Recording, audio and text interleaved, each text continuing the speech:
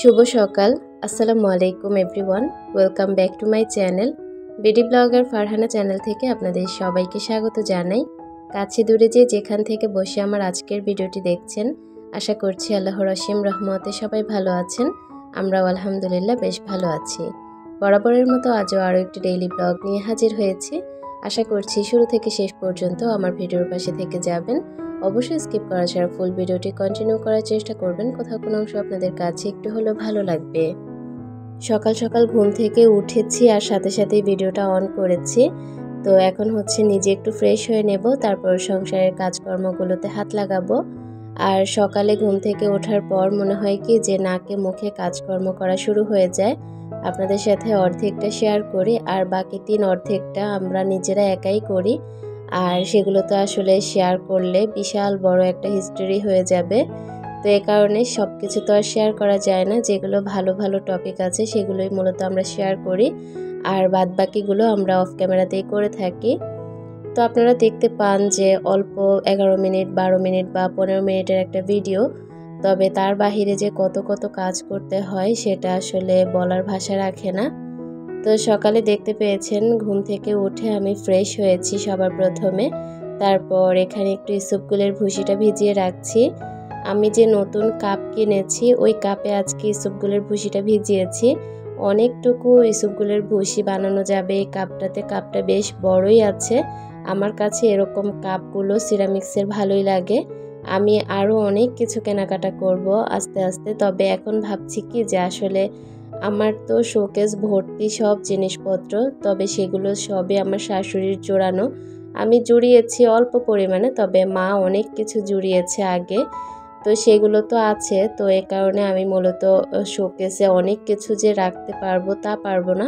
তো এ কারণে 6 সেট বা 12 সেট এরকম করে না কিনে আমি একটা সেট আর কিনবো না, একটা একটা করে কিনবো বা দুইটা দুইটা করে কিনবো। এক একটা শখ পূরণ করা হলো আর কি। তো আমি সিরামিক্সের খুব সুন্দর একটা ট্রে কিনেছি, সেটা আপনাদের সাথে ইনশাআল্লাহ পরের ভিডিওতে শেয়ার করব। আমি চাইলে কিন্তু ওই সিরামিক্সের ট্রেটা 6 পিস কিনতে পারতাম, তবে দেখলাম যে 6 পিস কিনলে এটা রাখার কোনো জায়গাই থাকবে না। তো আমি একটা কিনেছি, আমার শখটাও পূরণ হলো আর আমার শোকেসে জায়গাও হয়ে গেল। কোনো একটা দিন আপনাদের সাথে আমার শোকেসের ভিডিওটা শেয়ার করব। আমার খুব ইচ্ছে আমি আমার পুরো বাসাটাকে নতুন করে সাজাবো, তবে সব কিছুর জন্য না আসলে অনেক সময়ের ব্যাপার। তো এখন হচ্ছে আমি আমার কিচেনটাকে একটু মুছে নিচ্ছি। গতকালকে থেকে আমাদের বাসায় একদমই গ্যাস নেই, গ্যাসের লাইন নাকি ফেটে গিয়েছে মাওতাইলে। তো এই কারণে আমাদের বাসায় বা আমাদের পুরো অত্র এলাকাতে কোনো গ্যাসের আভাও নেই। তো এই কারণে আমরা খুব ঝামেলার মধ্যে আছি। আলহামদুলিল্লাহ আমার যে ইলেকট্রিক চুলাটা আছে এই কারণে আমি খুব সুন্দরভাবে রান্নাবান্না করতে পারছি। তবে আমাদের আশেপাশে অনেককেই দেখেছি লাকড়ি চুলাতে রান্না করছে বা স্টোভে রান্না করছে। কেউ আবার অনেক কষ্ট করে বাহির থেকে কিনে এনে খাচ্ছে। সব কিছু মিলিয়ে পরিস্থিতি খুবই খারাপ যাচ্ছে। খাল পরিষ্কার করার সময় গ্যাসের লাইন নাকি ফেটে গিয়েছে, এই কারণে কয়েকদিন গ্যাস থাকবে না। তো 2 দিন তো হয়ে গেল, সারাদিন ছিল, দুপুর 2টা থেকে গ্যাস হঠাৎ করে একদম চলে গিয়েছে। এরকমটা কখনোই হয়নি, অল্প হলেও গ্যাস থাকে। তবে সেদিন দেখলাম যে একদমই চলে গেছে, ভাবলাম যে বিকেলে বা সন্ধ্যায় হয়তো বা আসবে। তবে সেই আশা 2 দিন হয়ে গেল আর আসেনি। তো আমার হচ্ছে আমার ইলেকট্রিক চুলাটা আছে দেখে আমার খুব শান্তি, না হলে কিন্তু খাবার দাবারে বাচ্চাদেরকে নিয়ে অনেক কষ্ট হয়ে যেত। চুলাতে যেহেতু রান্নাবান্না কিছুই হবে না, তো ভাবলাম চুলাটা ভালো করে একটু মুছে রেখে আসি। তারপর ইসবগুলের ভুসিটা খেয়ে নিয়েছি, সেই সাথে সিঙ্কটাও ভালো করে একটু মেজে নিয়েছি। আর আমার রোদ যখন বাহিরে আসে, আমার রান্নাঘরে প্রচুর রোদ আসে। এটা আমার কাছে কেন যেন খুব ভালো লাগে। আমার রোদ জিনিসটা খুব পছন্দ। আর আমার বেলকনিতে বা আমার রুমে অথবা আমার কিচেনে যদি রোদ আসে আমার কাছে কেন যেন খুব ভালো লাগে। তো কিচেনে কিন্তু এখন রোদ এসেছে মাঝখান বরাবর, একটু পর কিন্তু এক সাইড হয়ে যাবে। তো আপনাদের ভাইয়া কিছু বাজার এনে দিয়েছে আজকে দুপুরে রান্না করার জন্য। বর্তমানে কাঁচা বাজারের প্রচুর দাম, এই কয়টা সবজি আনতেই বেশ টাকা চলে গিয়েছে। কাঁচা সবজির দাম যেরকম সেরকম দাম হলো ডিমের।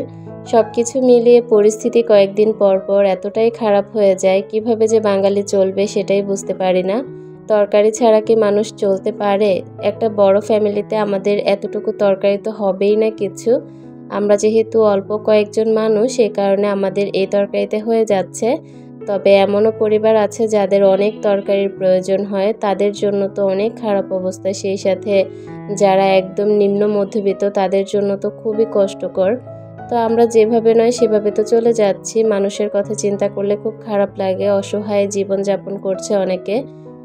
তো যাই হোক, এখানে হচ্ছে আমি ইলিশ মাছ ভিজিয়ে এসেছি। আপনাদের ভাইয়া হলো ইলিশ মাছ দিয়ে বেগুন দিয়ে খাবে, এটা তার ফেভারিট একটা খাবার।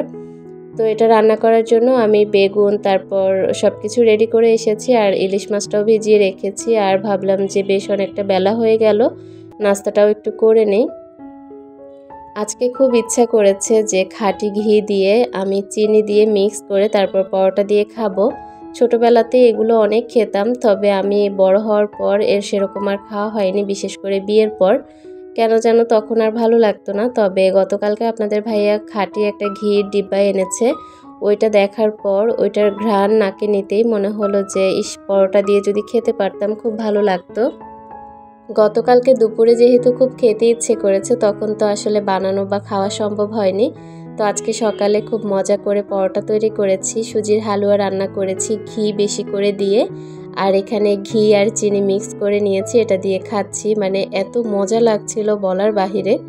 তো নাস্তাটা করে আমি এখন বেডরুমটা গুছাতে চলে এসেছি। অন্যান্য রুমগুলো দেখা যায় কি যে সকালবেলাতেই গুছানো হয়ে যায়, তবে আমার বেডরুমটা আপনাদের ভাইয়া আর আমার ছোট পরীটা যেহেতু ঘুমিয়ে থাকে, এই কারণে আমি সকালবেলা গুছাতে পারি না।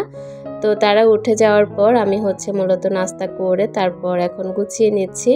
এর মধ্যে কিন্তু আমি স্কুলেও গিয়েছিলাম, বাবুর আজকে রেজাল্ট দিয়েছে, আলহামদুলিল্লাহ রেজাল্ট খুব ভালো হয়েছে।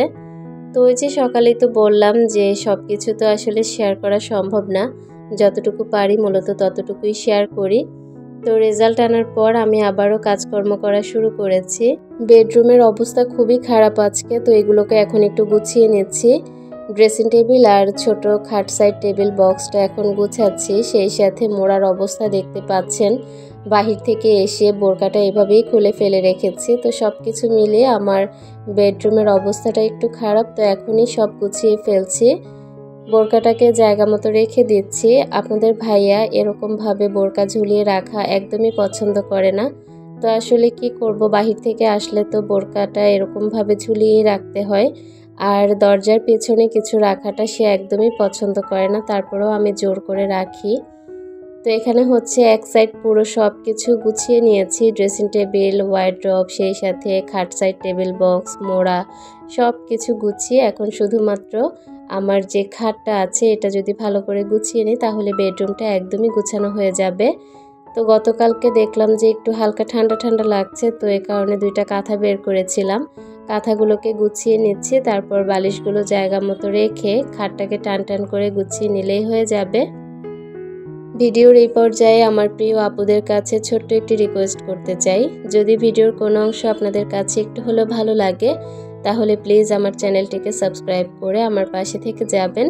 নিত্য নতুন ভিডিও পাওয়ার জন্য নোটিফিকেশন বেল আইকনের অল অপশনটি প্রেস করে দিবেন, এতে করে আমি যখনই ভিডিও আপলোড করব সবার আগে আপনাদের কাছে নোটিফিকেশন পৌঁছে যাবে। আপনারা চাইলেই আমার সেই সকল ভিডিওগুলো দেখে নিতে পারেন। অবশ্যই স্কিপ করা ছাড়া ফুল ভিডিও কন্টিনিউ করবেন, একটা লাইক দিয়ে ফুল ভিডিও কন্টিনিউ করবেন। আপনার একটা লাইকের কারণে হাজারো বন্ধুর কাছে আমার ভিডিওটা পৌঁছে যাবে। একটা সুন্দর কমেন্ট করবেন, আপনার একটা কমেন্ট পেলে পরবর্তী দিনের নতুন আরও একটি ভিডিও তৈরি করতে আমি অনেক বেশি উৎসাহ পাই। বেডরুমটা গুছিয়ে আমি বেলকনিতে চলে এসেছি। এত সুন্দর রোদ, ঝলমলে আকাশ, সেই সাথে বেলকনিতে অনেক রোদ এসেছে।